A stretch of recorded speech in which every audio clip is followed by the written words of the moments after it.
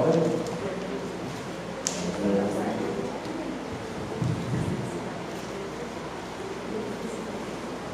All right, the poem says, God took the strength of the mountain, the majesty of the tree, the warmth of the summer sun, the calm of the quiet sea, the generous soul of the day, the comforting arm of the night, the wisdom of the ages, the power of the eagle's flight, the joy of the morning and spring, the faith of mustard seed, the patience of eternity, the depth of a family deep. And God combined these qualities, and there was nothing more to add. He knew his masterpiece was complete, and so he called it Father. Amen.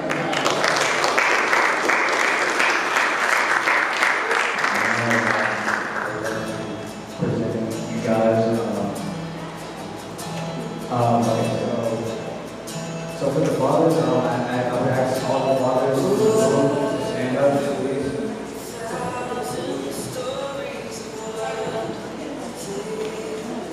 Yeah, all the fathers, yeah. And future fathers as well. Yeah, fathers, please.